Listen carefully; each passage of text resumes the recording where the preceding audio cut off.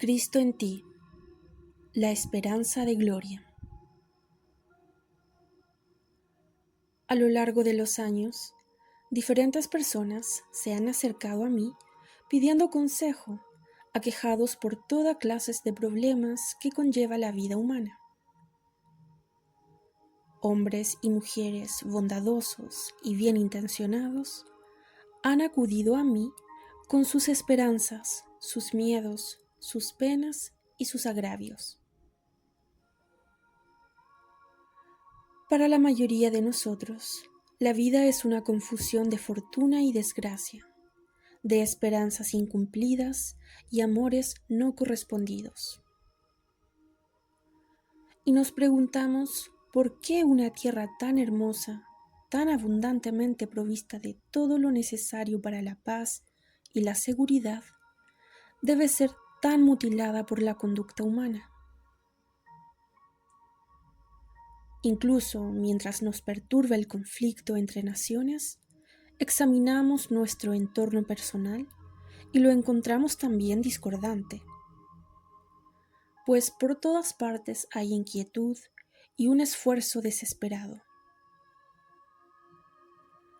Y por lo demás, siempre estamos dispuestos a sacrificarnos a nosotros mismos y a todo lo que tenemos para promover causas carentes de mérito esencial.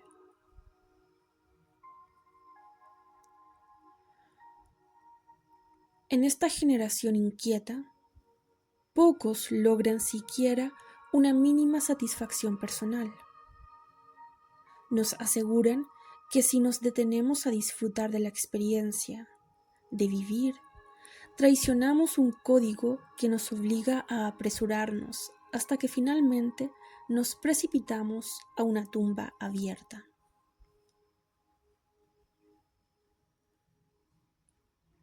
Vivimos a diario temiendo a nuestros vecinos, convencidos de que otros están al acecho para robarnos nuestros bienes. La delincuencia aumenta y las enfermedades causadas por la tensión y el estrés afectan tanto a los exitosos como a los menos afortunados.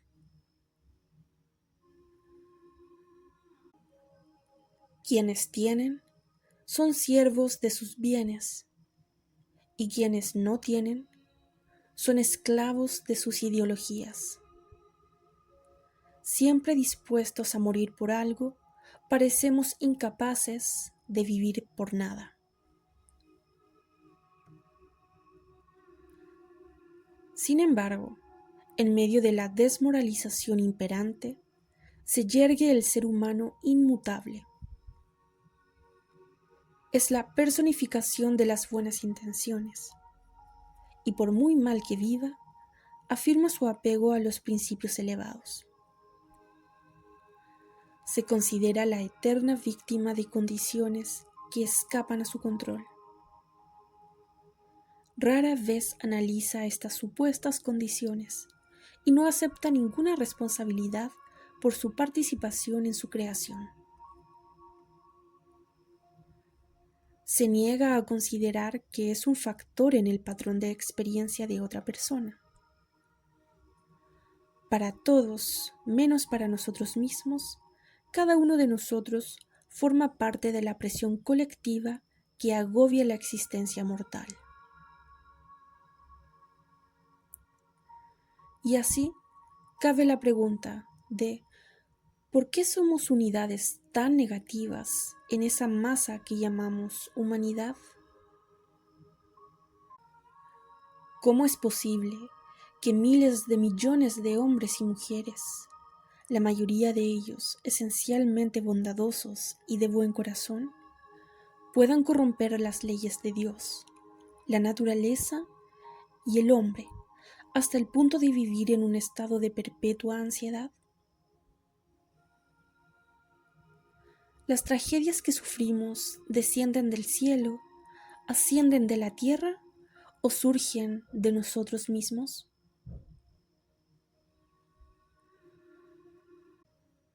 Y si reflexionamos, nos daremos cuenta que lo más probable es que surjan de nosotros mismos.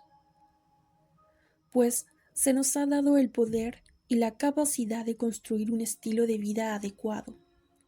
Pero algún espíritu perverso parece corromper nuestros instintos. Es fácil desviar la responsabilidad e insistir en que hombres poderosos y malvados conspiran contra nuestra seguridad para su propio beneficio. Y así, excusamos nuestras propias fechorías, culpando a malas leyes, políticos corruptos o teólogos ignorantes. Sin embargo, estas evasiones no resuelven nada, y cada día afrontamos el futuro con más inquietudes. No siempre es prudente ni justo generalizar sobre detalles particulares, pero quienes ocupan puestos en ciertos ámbitos de la vida pública tienen mejores oportunidades de observar la conducta de sus semejantes que la persona promedio. Lenta, pero seguramente se acumula una gran cantidad de evidencia que indica las tendencias y prácticas predominantes. Los hallazgos individuales pueden contrastarse con especialistas en la materia, quienes han recopilado datos de todos los estratos sociales. Dicho testimonio no puede negarse ni ignorarse. La personalidad humana no es tan misteriosa que no pueda analizarse, ni el individuo promedio es tan único que sus reacciones violen el patrón de expectativas. Incluso cuando intentamos ser diferentes, somos sorprendentemente similares. Dicho esto, el fenómeno más común de la personalidad es la incapacidad de resistir los impulsos. Podemos defendernos de todas las persuasiones, excepto de las nuestras, pues en el momento en que sentimos el impulso de una actitud o acción, nos sentimos indefensos. No solo carecemos de la fuerza para oponernos a nuestros deseos personales, sino también a la inclinación hacia ellos. Sea cual sea el sentimiento, por irrazonable o destructivo que sea, solo el miedo a las consecuencias físicas puede frenarnos. Y ni siquiera éstas pueden disuadirnos a menos que vayan acompañadas de severas sanciones impuestas por la ley. Así, la ausencia total de autocensura, o como suele llamarse, autocontrol en la gestión de nuestros asuntos privados, suele conducir a la tragedia.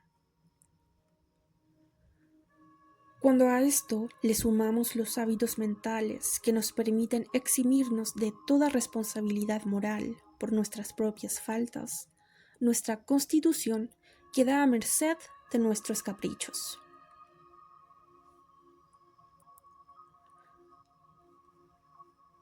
La educación moral se ocupa en gran medida del refinamiento de nuestros instintos naturales. No podemos controlar al ser humano imponiéndole un código ético contrario a sus inclinaciones.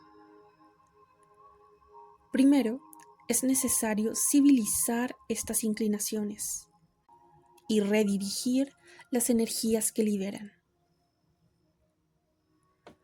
He observado, tras más de 30 años de contacto directo con grupos y con individuos, que la filosofía de vida de la persona promedio se reduce a la fórmula: debo hacer exactamente lo que quiero. Debo, en este caso, significa una compulsión irresistible, justificada por un deseo básico. Cuando se sugiere que tal vez sería posible modificar la determinación, la respuesta habitual es: no puedo hacerlo. Y así, en 3 palabras, se nos dice que no hay medios ni instalaciones que puedan frenar un impulso ciego. Y bien digo ciego, pues a la persona no le importan de dónde venga el impulso ni mucho menos cuáles serán las consecuencias.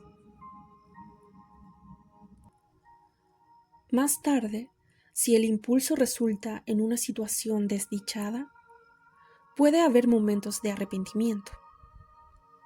Lamentamos no habernos permitido cometer una tontería, pero al día siguiente repetimos el error, demostrando así que es muy posible no aprender de la experiencia.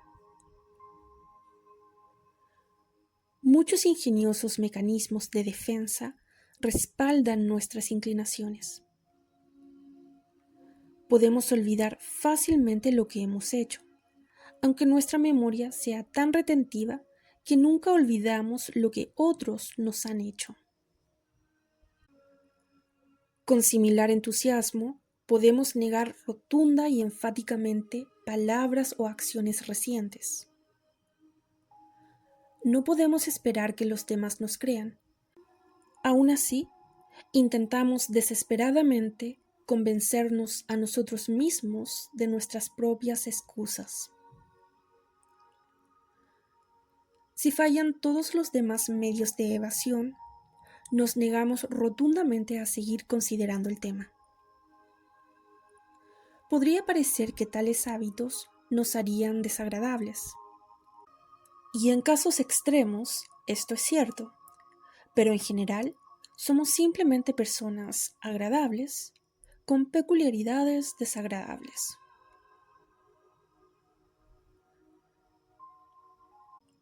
Aunque nuestros códigos morales son numerosos, la moralidad personal no ha alcanzado un nivel avanzado de desarrollo.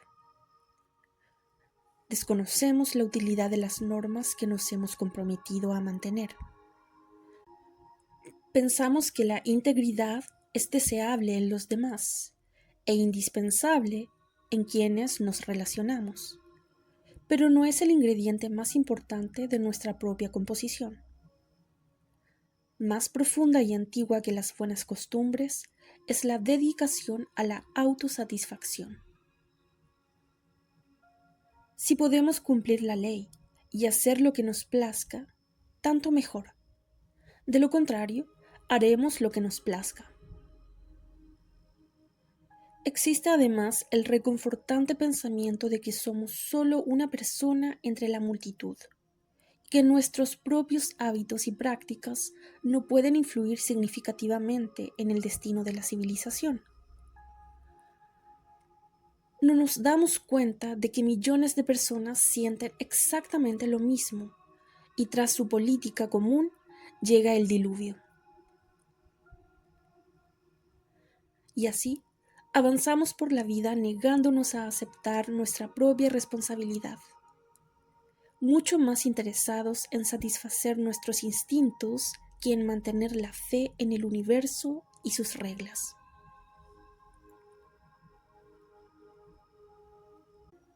Por ende, es inevitable que quienes practican la ideología de no puedo evitarlo se encuentran en situaciones dificultosas, pues han violado el derecho consuetudinario, aunque no hayan infringido un código legal.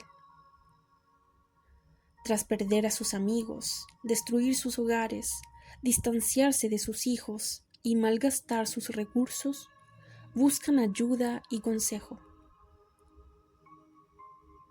Y muchas veces, incluso esta acción sincera no implica intención alguna de corregir la causa fundamental de su infelicidad.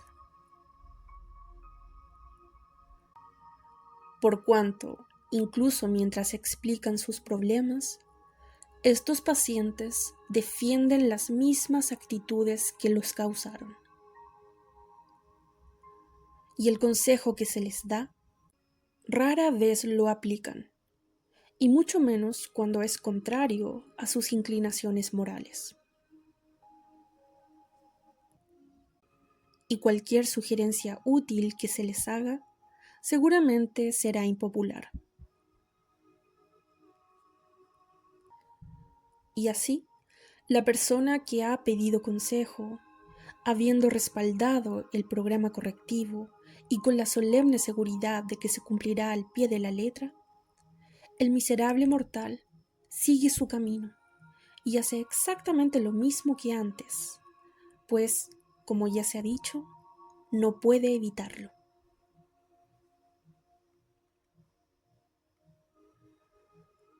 Es observable que los instintos negativos se encuentran con mayor frecuencia y se ejercen con mayor peligro en quienes tienen poca o ninguna conciencia religiosa. Esto no significa que no sean nominalmente adictos a la teología. Pueden pertenecer a una o a más de las numerosas denominaciones, ortodoxas o no ortodoxas, que florecen hoy en día. Pueden ser feligreses habituales o seguir educadores religiosos independientes. Incluso pueden ser devotos entusiastas que dedican sus vidas a temas religiosos o filosóficos. Al mismo tiempo, son sustancialmente inmunes a las implicaciones de una tradición espiritual, pues sus creencias nunca han penetrado en la zona de los instintos y por lo tanto no han modificado ni refinado las presiones que impulsan la conducta. No importa lo que creamos, pues, en definitiva, no hemos encontrado el consuelo de una fe mientras sigamos practicando conductas negativas, excusándonos en que simplemente no podemos evitarlo. El propósito de la fe, de la religión, de los grupos espirituales, es capacitarnos para decir: yo puedo controlarme.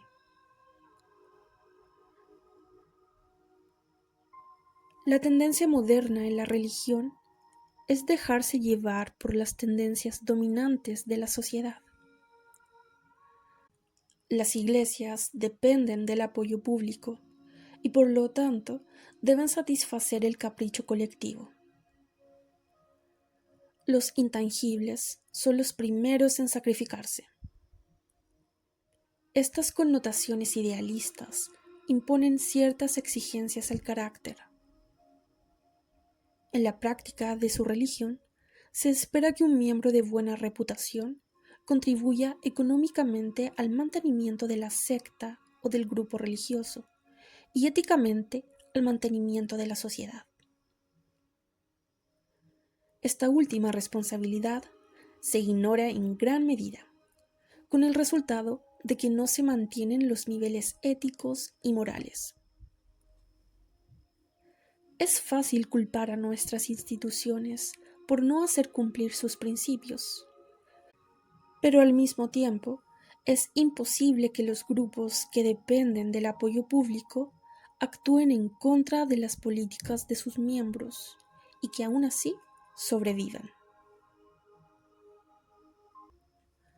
Las enseñanzas religiosas son útiles solo en la medida en que enriquecen la vida interior de los seres humanos.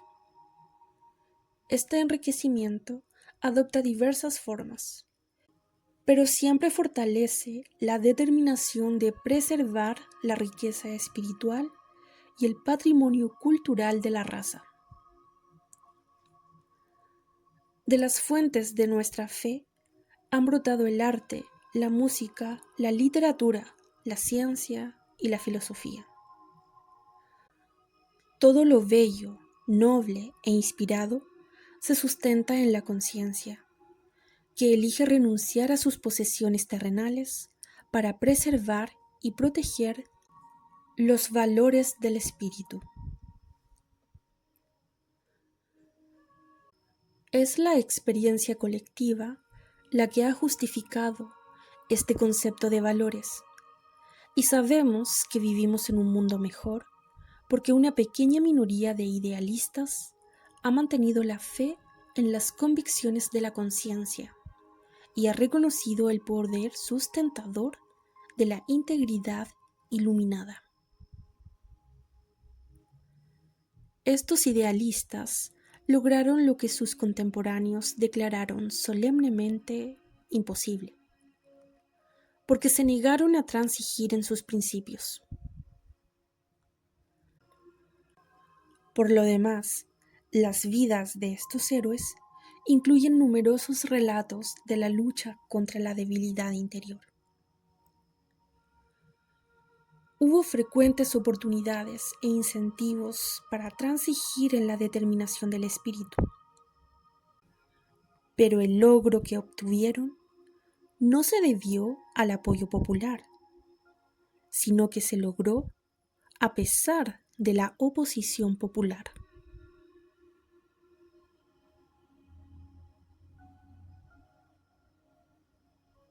Lo que los líderes inspirados son para la sociedad colectiva, las convicciones nobles son para el individuo.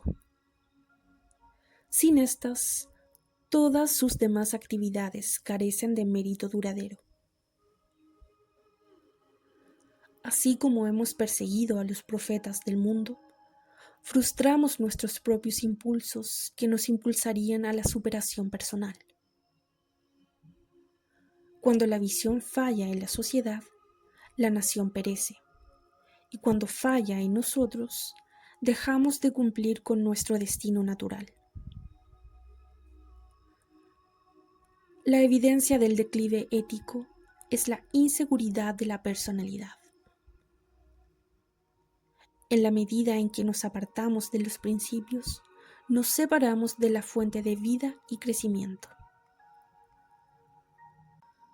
Tal como la hoja que ha caído del árbol ya no recibe su vitalidad, nosotros, si nos apartamos de las leyes universales, ya no recibimos las energías dadoras de vida del Padre Universal.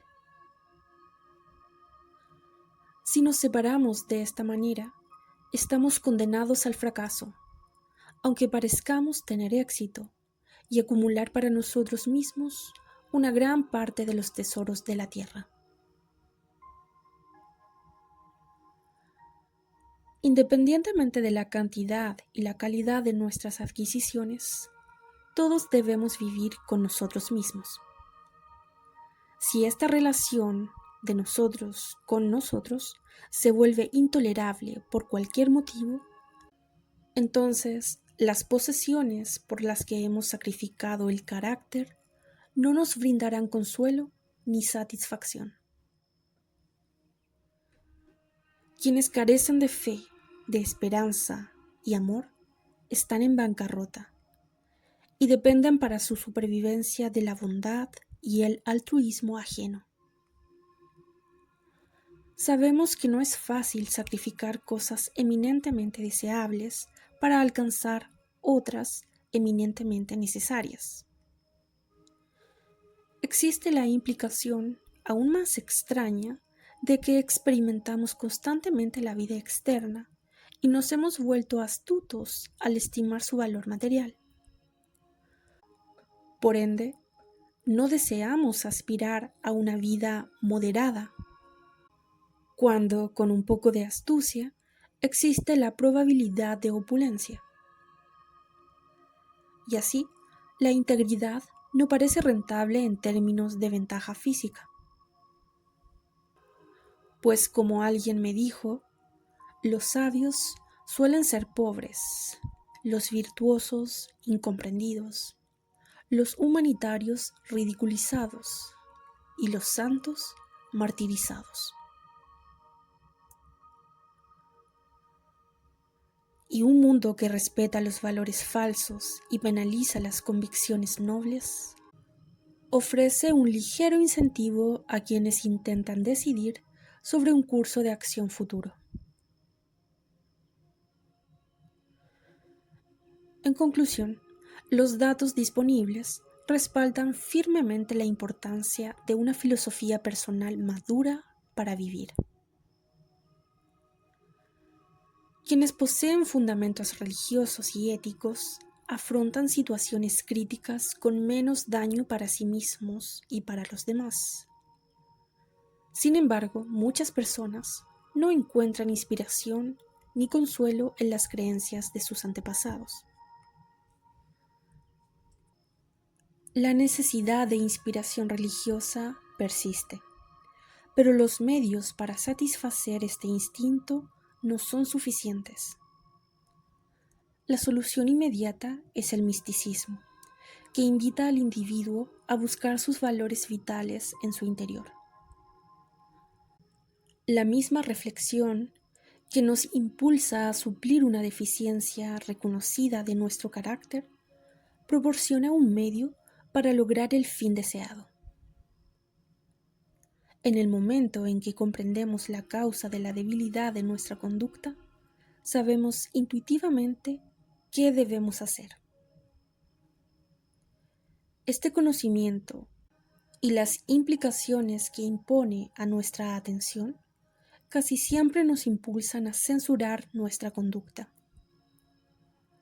Nos damos cuenta de que contribuimos constantemente a nuestras propias desgracias.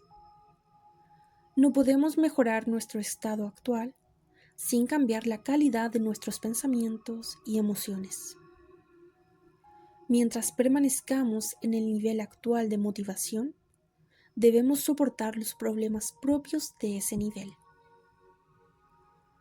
Una cosa es aceptar este hecho intelectualmente, y otra muy distinta es experimentarlo como una convicción consciente. La aceptación es estática, pero la convicción es dinámica.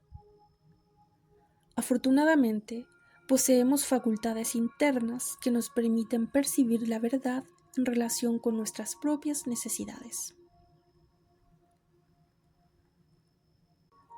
En este sentido, el misticismo cristiano es la solución a los problemas inmediatos de la cristiandad. Mientras las naciones cristianas dominen la política mundial, también ejercerán una poderosa influencia sobre todos los grupos sociales y políticos pertenecientes a otras confesiones religiosas. La única manera en que una cultura dominante puede desarrollarse y florecer es manteniendo, tanto privada como públicamente, los principios y prácticas sobre los que se fundó.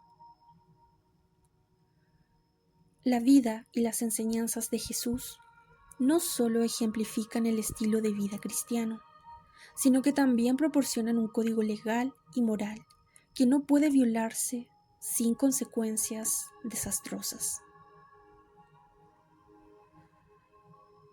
Muchas personas consideran que el código cristiano, tal como lo enseñó el Maestro, es demasiado avanzado e idealista para ser aplicable en las condiciones actuales. De ser así, la humanidad aún no ha superado la barbarie y debe cargar con el peso de sus propias deficiencias. No hay escapatoria a la insuficiencia, salvo ser autosuficiente. No es la falta de capacidad, sino la falta de incentivo iluminado lo que nos frena. Un nivel de desarrollo intelectual que ha hecho posible la bomba atómica y el telescopio del Monte Palomar es capaz de apreciar y comprender el sermón de la montaña. Si no nos dejan atónitos las maravillas del universo visible, no hay razón para que consideremos incomprensibles nuestras necesidades espirituales. Y aunque pueda parecer profano hablar de valores espirituales en términos de dinero, utilizar este enfoque acerca el tema a las personas obsesionadas con el sistema monetario. La mayoría de quienes buscan consejo suelen comenzar sus comentarios enumerando las sumas que ya han gastado buscando alivio a sus trastornos. Las cantidades de dinero varían según la situación financiera de cada persona y van desde unos pocos dólares hasta grandes sumas. Varias personas me han confesado que en estos procesos se han empobrecido y que incluso han agobiado a sus hijos sin encontrar el alivio adecuado. Y bueno, es evidente que ninguna cantidad de dinero puede comprarles seguridad interior, pues la culpa reside dentro de cada persona y solo allí dentro de cada persona es donde puede ser corregida. Gran parte del dinero que se gasta en médicos, psiquiatras y abogados podría utilizarse para impulsar nuestra cultura, en lugar de desperdiciarse en la reparación de vidas rotas. Sin embargo, esto solo sería posible si nuestra escala de valores culturales fuera mucho más madura de lo que es hoy. Como pueblo, carecemos de dedicación a nuestras convicciones más preciadas. El código cristiano es completamente práctico si estamos dispuestos a aplicarlo y sacrificar intereses egoístas para preservarlo. Ocasionalmente, encontramos a alguien que ha reconocido los hechos, ha tomado una decisión y la ha mantenido. No observamos que esta dedicación haya traído consigo los desastres comúnmente esperados. La persona es más feliz, más sana, más popular y más útil. La nueva vida que ha experimentado le ha traído tantos beneficios que solo puede preguntarse por qué no tuvo el coraje de esforzarse antes. A menudo citamos las conocidas palabras que dicen: bienaventurado lo poco, pues lo poco trae paz mental. Pero tenemos fuertes reservas sobre la parte que dice: bienaventurado lo poco. Es prudente recordar que la religión no exige que renunciemos a nuestros bienes mundanos. Tal grado de desapego surge de nuestro interior. Y si surge tal resolución, no viene acompañada de una sensación de pérdida, sino de alivio. Pues no podemos renunciar a nada que queramos, ni tampoco conservamos nada que ya no deseemos. Si tenemos el instinto de guardar rencores, aunque nos destruyan, no debería resultarnos difícil tomar decisiones constructivas. Se trata de impulsos que deben educarse con sabiduría y amor. Dedicamos mucho tiempo y energía a enriquecer la mente, porque esperamos que sus facultades, a su vez, brinden seguridad al cuerpo. Estamos perfectamente dispuestos a incomodarnos y ejercer oficios y profesiones desagradables durante los mejores años de nuestra vida para asegurar nuestras comodidades básicas. Comodidades materiales. Nos sostiene la idea de que el fin justifica los medios, pero estamos mucho menos inclinados a sacrificar nuestros instintos por la preservación de la persona que vive dentro del cuerpo. Ningún individuo es un ser humano satisfactorio hasta que sus actividades externas estén al servicio de convicciones internas generosas y constructivas. Una vida sin propósito es una carga hasta el final. Cuando nos sentimos perturbados y desconsolados interiormente, centramos nuestra atención en las ambiciones materiales, que son solo mecanismos de escape. La civilización moderna es un monumento a la huida de los seres humanos de sí mismos. Cuanto mayor sea la presión tras el mecanismo de escape, más desagradable y peligrosas serán nuestras carreras físicas. Los tiranos, los sinvergüenzas y los déspotas son simplemente personas fuertes e infelices, cuyas frustraciones han provocado una hipersecreción de bilis. Esta es la misma bilis que Samuel Johnson declaró como la principal causa de la guerra. Hemos recibido una hermosa enseñanza a la que aspiramos instintivamente. Como nunca antes, necesitamos vivir y comprender el código cristiano original. Debemos purificar nuestra mente de la tendencia a asociar las enseñanzas de Jesús con los falsos conceptos que se han difundido en su nombre. Quizás no podamos convertir a los incrédulos en lugares lejanos, pero sí podemos fortalecer la fe en nuestros propios corazones. Una persona que acudió a mí en busca de consuelo espiritual era la viva imagen de la piedad.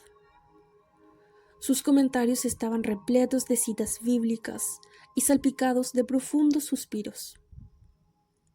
A veces parecía como si él mismo estuviera convencido de ser un manojo de virtudes cristianas. Sin embargo, al mismo tiempo, este hombre estaba devorado por el odio. Amaba a todos en general y odiaba a todos en particular. Había guardado rencor hasta destrozar su sistema nervioso y envenenar su cuerpo. Él no perdonaba ni olvidaba. De hecho, podía relatar con todo lujo de detalles cada injusticia que, según él creía, le habían infligido. En ningún momento de su narración reconoció culpa alguna. Debió de ser imposible vivir con él, pues incluso una hora de su presencia resultaba agotadora. La bondad natural, parte esencial de la naturaleza humana, estaba ausente por completo en este hombre, pues él sufría y se vengaba haciendo sufrir a los demás. Sin embargo, se habría sentido mortalmente insultado si yo le hubiera insinuado que él no era un buen caballero cristiano. Este hombre amargado quizás sea un ejemplo extremo. Aún así, sirve como un ejemplo práctico de la inconsistencia humana. Pues él se quejaba de un mundo sin principios, pero él mismo carecía de ellos. Ciertamente, este hombre nunca había experimentado el consuelo del espíritu y no tenía ninguna inclinación a hacer el bien a quienes lo maltrataban. Sin embargo, esta sencilla y amable doctrina era el único remedio para la enfermedad que poseía su alma. A menos que la aceptara con todo su corazón, continuaría su desdicha hasta que la muerte pusiera fin a su vida terrenal. Y por lo mismo, ningún consejo le sería de utilidad práctica, pues otros seres humanos jamás podrían complacer sus caprichos lo suficiente como para brindarle satisfacción. Incluso si se le diera el gusto en todo, es muy probable que él seguiría siendo infeliz, porque su propio camino era erróneo. Y razonar con una persona así y señalarle la falsedad de sus actitudes es recibir esa justificación que lo abarca todo y que él te diga, no puedo evitarlo. Este hombre en particular era tan completamente adicto a sus costumbres como lo es el alcohólico o el drogadicto, pues él vivía para sus agravios y perecería sin ellos. Disfrutaba de sus cualidades, pero resentía sus consecuencias. Quería ser feliz y al mismo tiempo cuidar y proteger la causa de su infelicidad. Ahora te hablo a ti y te hago esta pregunta para que reflexiones. Si tu vida te parece ineficaz, pesada o afligida, busca en tu corazón y busca en tu mente la causa y la solución. Vivimos en un mundo maravillosamente privilegiado. Las oportunidades de superación y autoexpresión abundan si nos conformamos con esfuerzos razonables.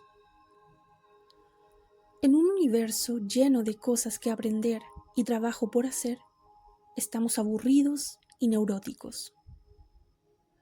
Hoy en día se sufre más por falta de actividad constructiva que por exceso de trabajo. Las necesidades físicas de supervivencia se están simplificando. Y esta generación cuenta con un tiempo libre desconocido para nuestros antepasados. Sin embargo, la liberación de responsabilidades no ha inspirado el esfuerzo, sino que ha contribuido a la indolencia. Cientos de personas me han buscado pidiendo ayuda porque no tienen nada que hacer ni intereses constructivos. Interpretamos la actividad solo en términos de esfuerzo material. La vida social carece de significado e incluso la conversación inteligente es hoy día un arte perdido. Nos vemos reducidos a actividades superficiales para llenar el tiempo que de otro modo dedicaríamos a la autocompasión o a la crítica mutua. Los simples placeres y deberes que ocupaban la vida de nuestros antepasados ya no nos resultan atractivos. Al liberar nuestras manos del trabajo manual, hemos dejado la mente sin empleo. Esta vida de vegetar refinadamente ha quedado al cuidado de la imaginación, que construye un paraíso para nosotros y un purgatorio para quienes nos rodean. El misticismo transforma la vida cotidiana, enriquece la vida interior, dotándola de belleza y una perspectiva elevada. Sobre todo, dirige nuestra atención hacia ese yo simple que habita en nosotros y que se esconde tras la máscara de nuestra sofisticación. Experimentamos la apremiante necesidad de un programa que ocupe nuestros corazones y mentes mientras vivamos. Si practicáramos las bienaventuranzas, sabiendo en nuestro corazón que son verdaderas, y revelando este conocimiento a través de nuestra conducta, no necesitaremos frecuentar psicólogos ni consejeros. El místico conoce la dignidad de esos pequeños incidentes que solemos considerar insignificantes. De hecho, fue Miguel Ángel quien dijo: "Las nimiedades hacen la perfección, pero la perfección no es una nimiedad". El ser humano no está naturalmente capacitado para grandes proyectos. De hecho, es más feliz y está mejor orientado cuando disfruta de los sencillos beneficios de la vida y los comparte con sus seres queridos. El hombre encontrará más paz en un jardín que en un palacio, más satisfacción en su propio hogar que en un vasto monumento a su perspicacia económica. Las ambiciones desmesuradas han desfigurado la sociedad humana desde que los hombres buscaron conquistar mundos más grandes. Todos podríamos disfrutar de una vida plena y lujosa y preservar la salud necesaria para la satisfacción y su disfrute, si sustituyéramos la expansión económica por el crecimiento interior. Podríamos tener la expansión también, pero estaría animada por una política ética lo suficientemente sólida e idealista como para frenar los abusos asociados con nuestra psicología económica competitiva. La integridad espiritual no limita el esfuerzo, sino que lo dirige, haciéndolo esencialmente significativo en el plan del progreso humano. No se trata de volver a la religión, sino de avanzar hacia la aplicación de la fe a las obras. No hemos superado las convicciones espirituales, simplemente hemos superado antiguas interpretaciones y aplicaciones. No somos felices, por lo tanto, no somos verdaderamente sabios. No estamos contentos, por lo tanto, no somos verdaderamente buenos.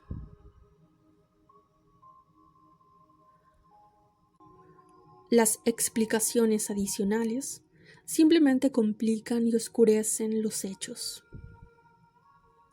La devoción a la presencia de Dios en nuestra propia alma no es una superstición, ni implica un debilitamiento de las facultades mentales. No somos mejores por habernos liberado de los falsos dioses del pasado. De hecho, somos más inteligentes cuando nos dedicamos al Espíritu Eterno, que impregna todas las cosas, ya sea que aceptemos o no este hecho. En todo el mundo, la gente sencilla se reúne en oración y devoción en los santuarios de sus religiones. Quizás estos devotos creyentes nunca hayan hecho contribuciones brillantes ni suntuosas a sus templos. Sin embargo, con defectos, fallas y limitaciones, han sabido mantener la fe y han recibido una fuerza maravillosa. En sus hogares cuidan de sus familias y en todas las emergencias buscan y encuentran consuelo en la comunión con su Dios. En las pequeñas comunidades donde perduran las viejas costumbres, no hay cerraduras en las puertas, ni casas de beneficencia, ni mucho menos cárceles. La gente trabaja codo con codo en los campos y los niños ayudan en cuanto pueden. Todos están ocupados en algo, y si llega la enfermedad, los fuertes sirven a los débiles y recogen la cosecha. Hay una integridad maravillosa en aquellas regiones donde las presiones de la vida no han llegado. Quizás esté acompañada de falta de ventajas materiales, pero enseña una lección a quienes tienen ojos en el corazón. Bien podría ser que vivamos en un nivel social superior y disfrutemos de numerosos privilegios desconocidos en comunidades menos avanzadas, pero el progreso no justifica la pérdida de integridad. Estamos mucho mejor preparados para apreciar los valores verdaderos y para apoyarlos. El panorama complejo oscurece la ecuación humana. Como individuos, no hemos cambiado en nuestras necesidades básicas porque hayamos complicado nuestras actividades. De hecho, la felicidad debe seguir ganándose de la misma manera. La paz y la satisfacción aún bendicen al corazón agradecido, y un mayor aprendizaje nos brinda una oportunidad más plena de experimentar y compartir la sabiduría de nuestro amor.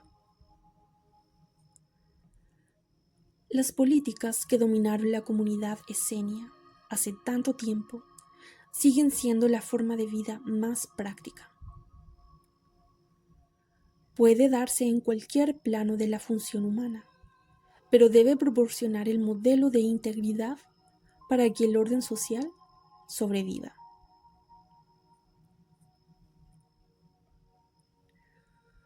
Cada uno de nosotros tiene un pequeño entorno sobre el cual ejercemos cierta autoridad.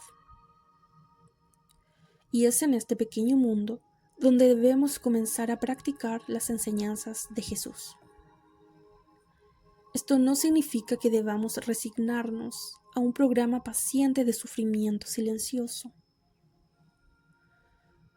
En el hogar, la oficina y los lugares de reunión social, brindamos la bendición de la comprensión si hemos encontrado nuestra fe. Pues, cuanto más perfectamente ejemplifiquemos nuestros principios, mayor será nuestra esfera de influencia. Seremos buscados por quienes han percibido nuestra seguridad interior. Nuestra conducta habla más alto y con más autoridad que nuestras palabras, y comprenderemos que en verdad, como dice el Evangelio de Mateo, la mies está lista, pero los obreros son pocos.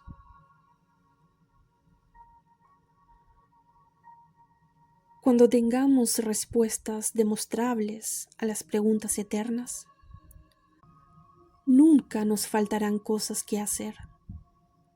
De hecho, nos quedará poco tiempo y cada día será rico en privilegios.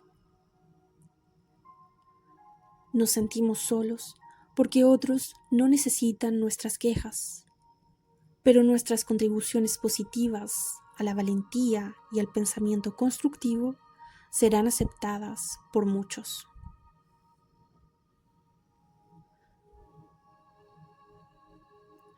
Así como podemos convencernos de que somos los más miserables de los mortales, lo cual es, en el mejor de los casos, una falsa creencia, ¿acaso no podemos también demostrar a nuestra propia satisfacción que tenemos la capacidad de ser útiles e inspiradores?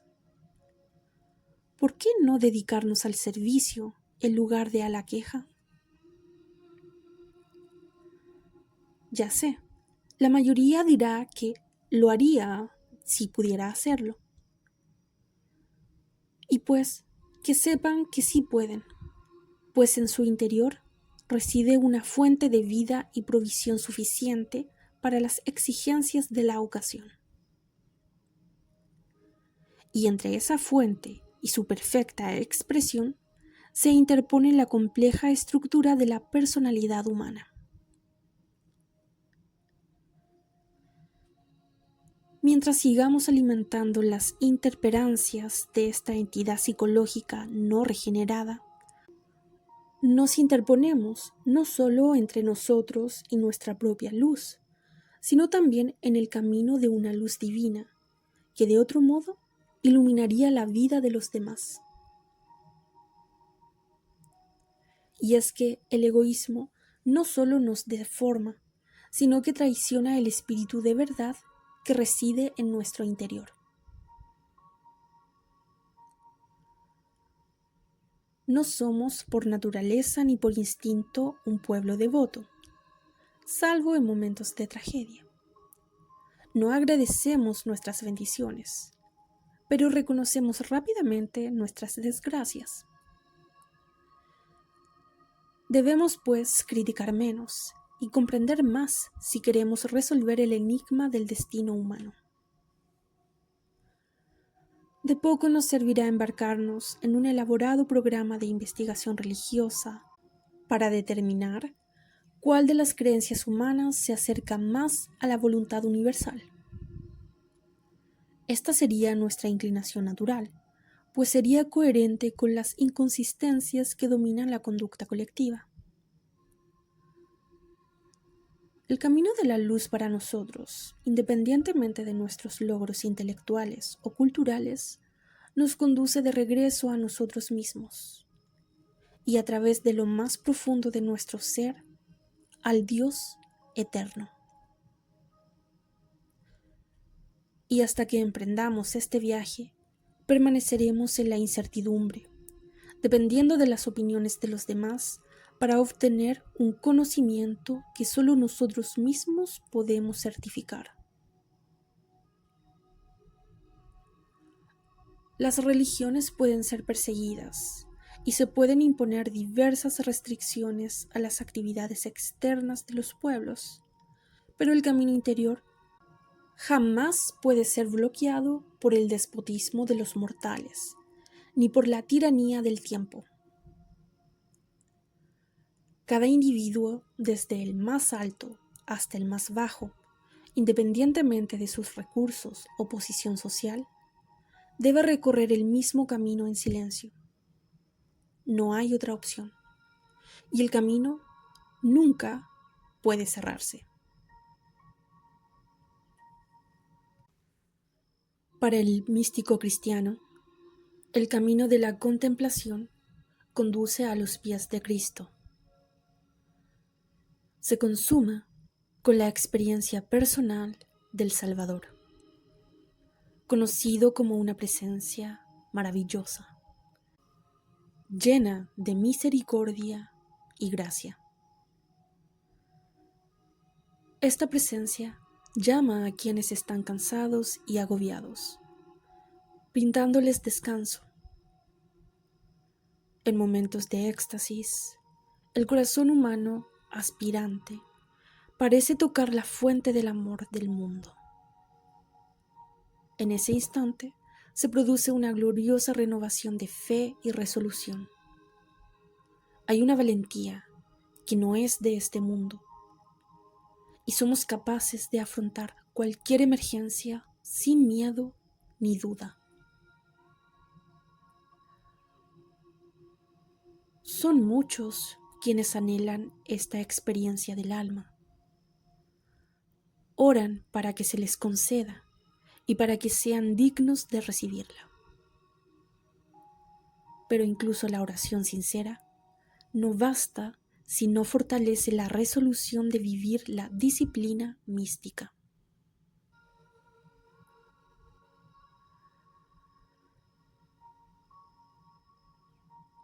Los líderes mundiales, responsables del futuro de sus estados, necesitan constantemente la comunión con el Espíritu. Y esta solo les llega cuando mediante una resolución de conciencia han purificado sus corazones y mentes del egoísmo y la corrupción. Asimismo, los médicos se convierten en grandes médicos solo cuando dedican su vida y su habilidad a cultivar a Dios en su interior. De igual forma, los jueces y abogados juzgan con rectitud y defienden con honor cuando siguen los dictados y las directrices del cielo.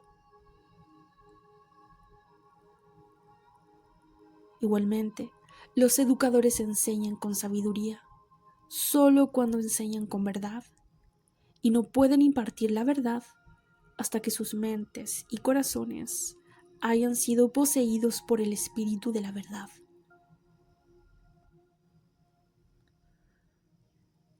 Los empresarios, artesanos y comerciantes contribuyen al progreso y la seguridad de los demás cuando mantienen la fe en su corazón.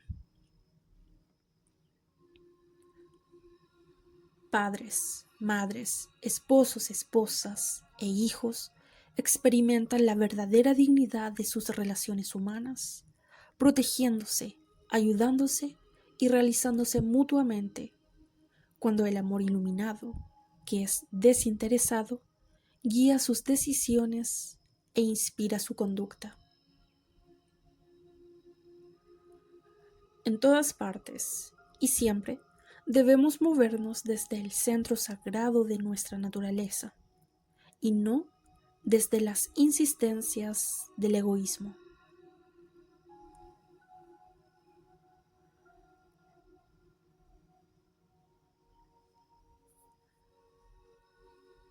Habrá quienes se burlan de la posibilidad de los recursos interiores, quienes nieguen la existencia misma de un principio benigno en el origen de la vida, y ridiculizarán la simple fe del hombre en la inmortalidad del alma humana y la perfección última de todas las criaturas vivientes. Estas personas, frente a estas aseveraciones, se sentirán debidamente ofendidos y denunciarán que nos hemos apartado de toda actividad práctica, que nos hemos entregado a un idealismo enfermizo, alimentado solo por la ilusión. Cuando esto ocurra, debemos tener presente que es muy fácil para el ignorante juzgar al sabio. Pero, ¿qué ejemplo personal ofrecen estos críticos? ¿Son acaso felices? ¿Tienen hogares seguros? ¿Son acaso ciudadanos respetados y viven vidas generosas y útiles? El mismo hecho de condenar a otros atestigua su propia inquietud, pues resienten cualidades que no poseen y pretenden imponer su propia deficiencia a un mundo afligido.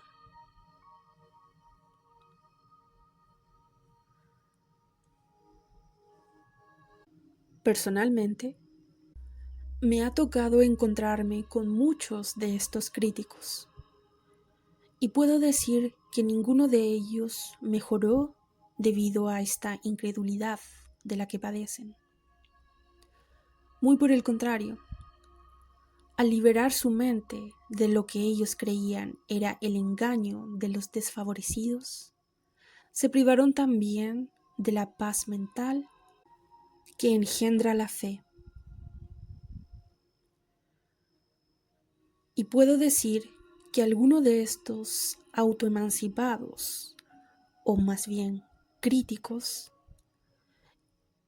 que en muchos casos ocupan un rol relevante en la opinión pública y la moldean, me han confesado en esos raros momentos en que fueron honestos consigo mismos que eran miserables, que se consideraban vagabundos en el mar de la vida, pues no tenían nada que valiera la pena por lo cual vivir, y solo podían esperar que la tumba fuera sinónimo de olvido. Tales individuos viven en la superficie porque temen a la profundidad. No se atreven a mirar hacia adentro por temor a ahogarse en su propia oscuridad.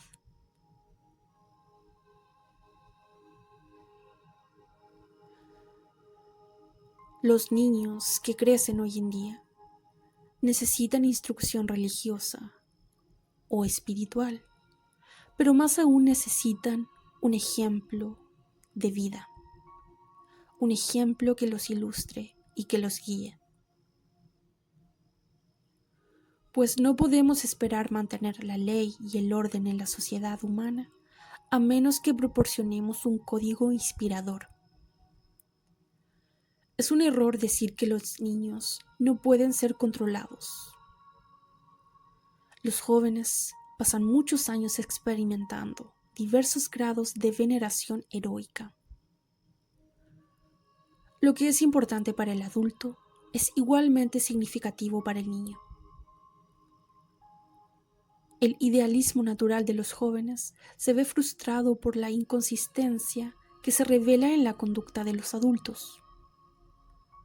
Los padres inculcan clichés morales a sus hijos y al mismo tiempo violan las mismas doctrinas que predican. Y así, el niño aprende gradualmente que no existe una relación esencial entre lo que se dice y lo que se hace.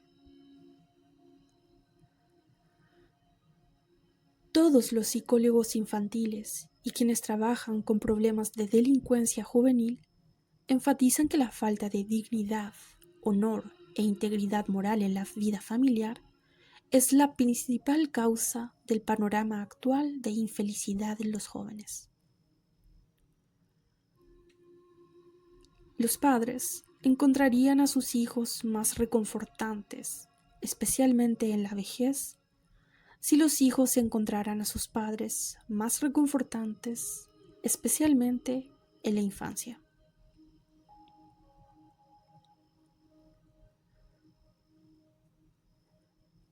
El misticismo, al transformar la esencia de las actitudes humanas, puede prevenir tragedias que con demasiada frecuencia no tienen remedio.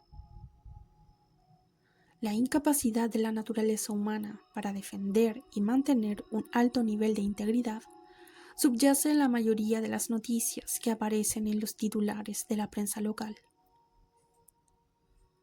Leemos el periódico matutino y al menos por un momento nos preocupa profundamente lo que está ocurriendo. Decimos que los tiempos son malos, pero seguirán siendo malos hasta que aprendamos la lección y enmendemos nuestro comportamiento. Nos inclinamos a aceptar el factor hereditario y a pensar que es muy probable que nuestros hijos hereden peculiaridades de apariencia y temperamento. Cuando nos damos cuenta de cómo estas peculiaridades han complicado nuestra vida, ¿no deberíamos acaso dudar en transmitirlas a nuestros descendientes?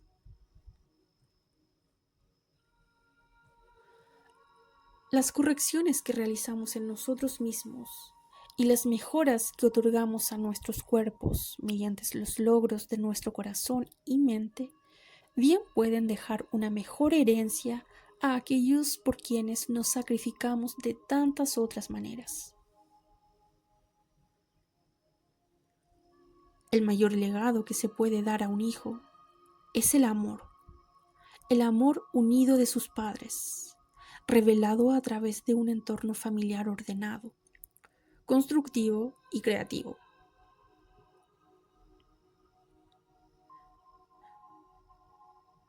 Cabe entonces preguntarnos, ¿acaso podemos proporcionar esto sin primero mejorarnos y producirlo en nosotros mismos?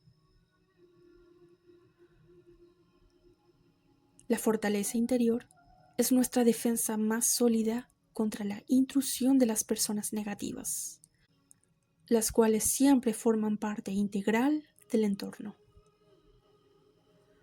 No se trata de construir muros contra las lecciones que nos enseña la experiencia. Más bien debemos aceptarlas, reconociendo que son oportunidades para la superación personal. Asimismo, en lugar de rebelarnos y encerrarnos en nuestros corazones y nuestra mente, debemos buscar una mejor calidad de vida mediante el enriquecimiento de la conciencia y la determinación de reaccionar constructivamente ante el desafío de la adversidad.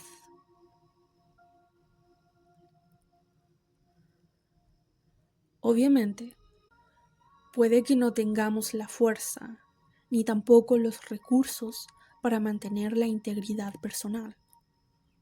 Y es esta comprensión de nuestra insuficiencia la que nos impulsa a buscar el poder interior de Dios.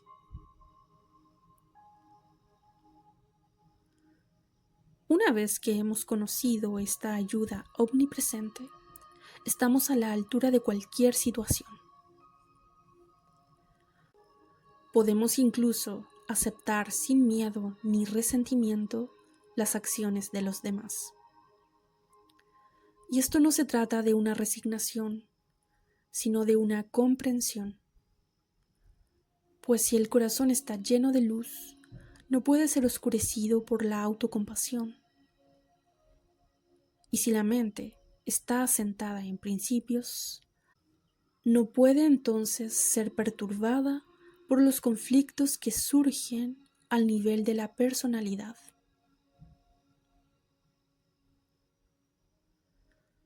Tomemos como ejemplo a San Pablo, quien habló como quien había recibido el Espíritu de gracia.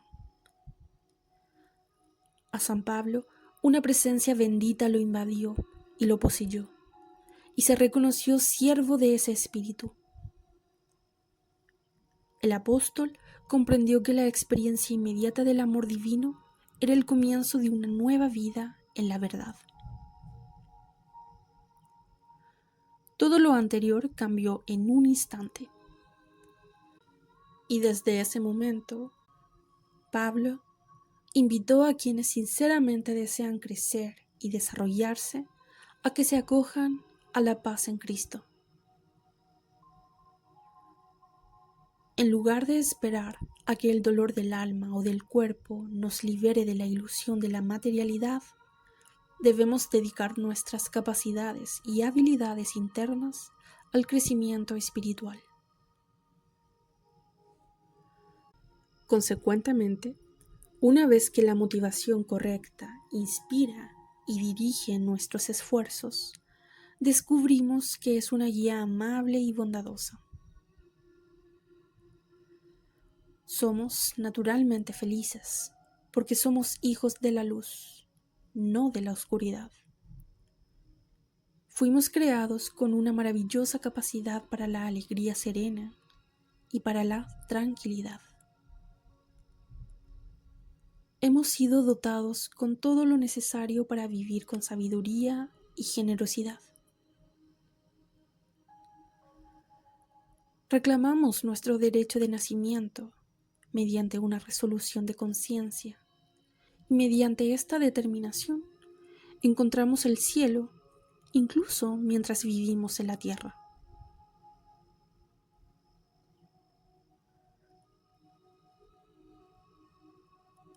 La amplia familiaridad con la historia de Jesús nos ha otorgado una actitud de sincero respeto por la nobleza de su carácter y por la integridad de sus enseñanzas.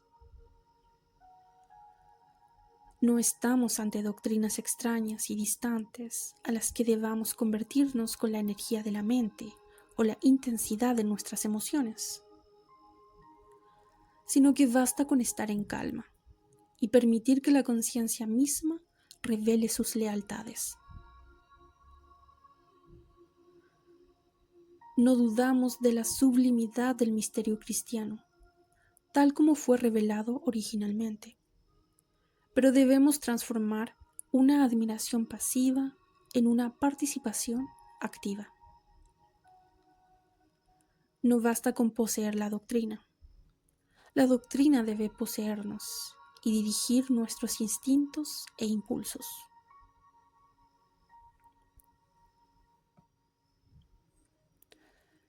Y así, una vez que sabemos que vivimos de Cristo, recibimos la fuerza que no es de este mundo.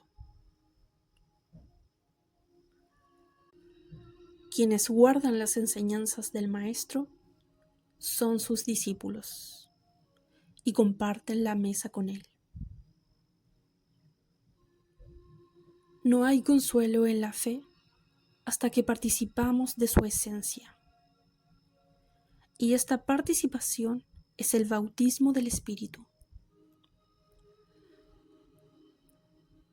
En el misticismo occidental, un cristiano es quien ha recibido a Cristo en un misterio.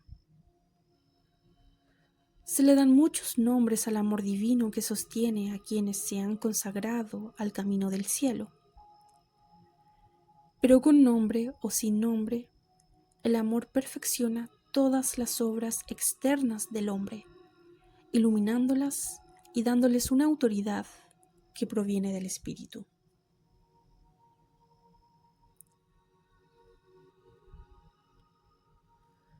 Con el anhelo de nuestra alma, nos dirigimos hacia la fuente del bien. Y en los momentos en que nos sentimos inspirados a realizar acciones bondadosas y consideradas, sentimos un crecimiento espiritual en nuestro interior. Deseamos poder permanecer siempre en la paz de las buenas obras. Hay que tener presente que nuestra fuerza interior depende de nuestro nivel de fe. Por tanto, es imprescindible cultivar nuestra fe. Y si somos diligentes en esto, tarde o temprano, esta fe se convertirá en coraje para enfrentar las dificultades.